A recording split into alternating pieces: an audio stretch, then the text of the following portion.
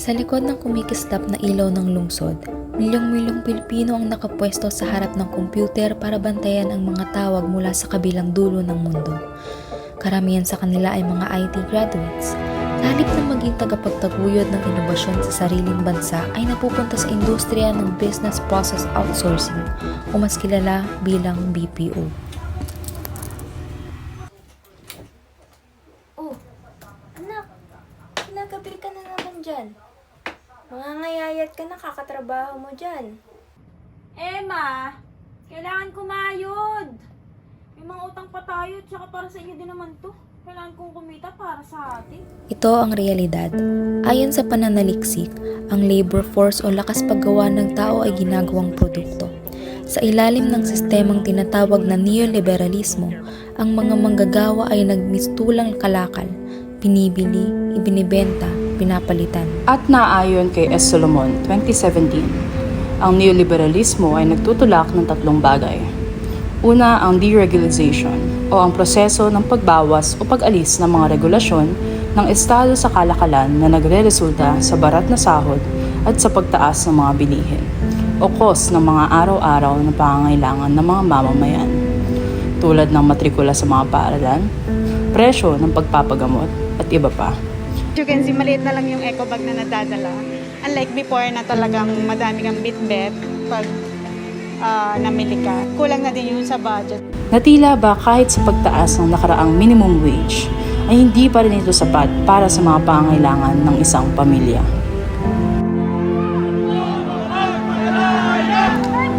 Pangalawa ay ang privatization o ang paglipat ng isang industriya o serbisyo mula sa publiko patungo sa pribadong pagmamay-ari at kontrol.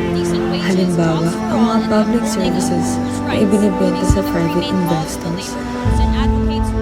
At ang resulta, mas mataas na bayarin para sa mga mamamayan. At ang panghuli ay liberalization. Ito ang pagbubukas ng lokal na ekonomiya sa malayang pagpasok ng dayuhang kapital at produkto. Ang epekto, walang tigil na kompetisyon o kung saan ang tao ay tinuturing na parang enterprising self. Ayon kay Shakespeare 2023 na laging nakikipagpaligsahan, parang makina na kailangang mas mabilis at mas mura. Mayaman ang Pilipinas ngunit naghihirap ang sambayan ng Pilipino. Ironic, isn't it?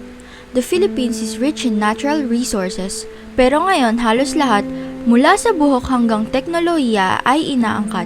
Sa IT, mayaman naman tayo sa talento, ngunit ang talentong ito ay palaging iniluluwas. At sino ang nakikinabang? Foreign profit. Rock, congratulations na! Graduate ka na! Hindi man diyang trabaho yan ngayon. Sigurado ako magiging magandang trabaho mo. Ikinakatwiran naman ni Lumera et al. 2007 na ang edukasyon ay ginagawang negosyo. Students are treated as mere consumers at ang diploma bilang isang pamumuhunan. Pero pagkatapos ng graduation, maraming IT graduates ang napupunta sa mga trabaho sa BPO. Mga Pilipinong naglilingkod sa banyaga habang ang bayan ay naiwan at lumuluha. Dapat kahit madaling araw, alert tayo. Ay, kapagod. Graduate ako ng IT pero bakit ganito? Bakit hanggang dito lang ako? Hindi sa akin dali. Para magpupunta ng kailangan.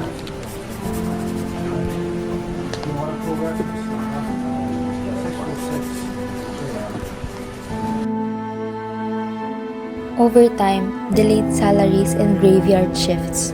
Inilalarawan ni Salonga ang mga call centers bilang mga puwang ng effective capitalism kung saan maging ang emosyon nagiging produkto.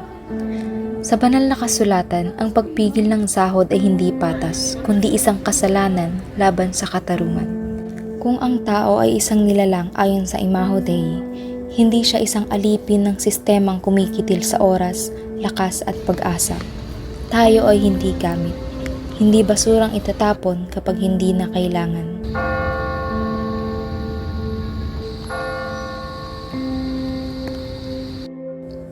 Genesis chapter 1 verses 26 to 27 says, "Let us make man in our image. Male and female, He created them. Dito nakasalalay ang dignidad ng tao. Hindi tayo makina, hindi tayo mga kalakal, ngunit nilikha sa Imago Dei, ang larawan ng Diyos. May halaga ang bawat isa hindi dahil sa ginagawa nila, kundi dahil sa kung sino sila sa mata ng Diyos. Work is not just for survival.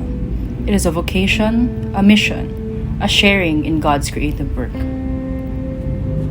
Kahit sa trabaho o anumang paggawa, dapat may balanse. Sa trabaho, pahinga at dignidad. Ang oras para sa Diyos, pamilya at sarili ang nagpapaalala hindi tayo makina, kundi mga anak ng Diyos na may buhay na dapat alagaan.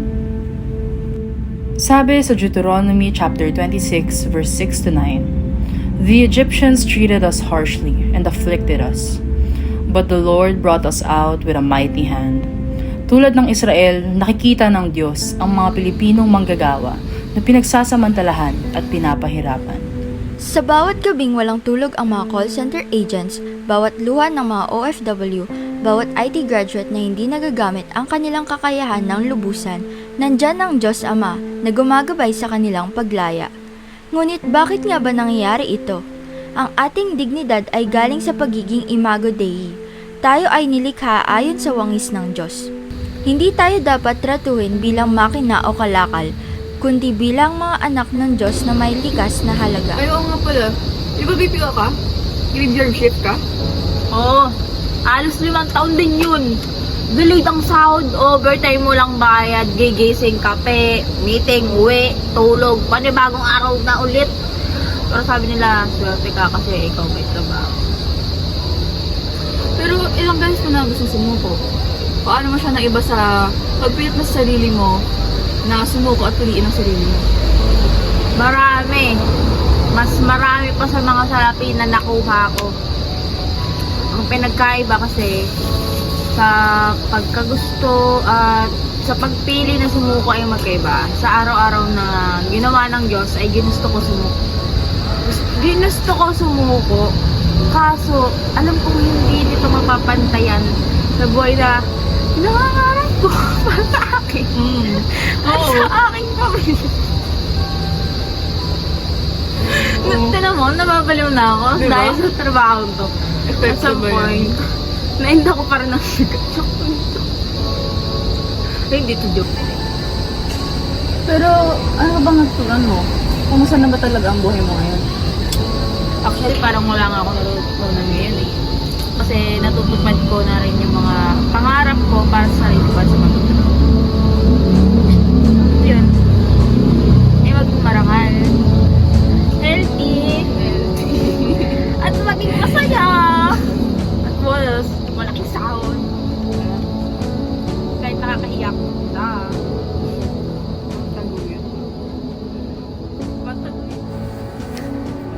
Makapangyarihang Diyos, nagkapasalamat kami sa iyo para sa kaloob ng paggawa at sa paglikha sa amin sa iyong larawan at wangis. Idinadalangin namin na ang lahat ng Filipino IT professionals ay maprotektahan mula sa sistema ang magtuturing sa kanila bilang mga kalakal. Magbigay inspirasyon sa amin na parangalan ng kanilang dignidad at bumuo ng isang ekonomiyang nakaugat sa katarungan at pagkakaisa. Naway ipakita sa ating lipunan ang iyong kaharian kung saan ang bawat tao ay pinapahalagahan kung sino sila, hindi lamang sa kung ano ang kanilang ginagawa. Hinihiling namin ito sa pamamagitan ni Kristo na aming Panginoon. Amen.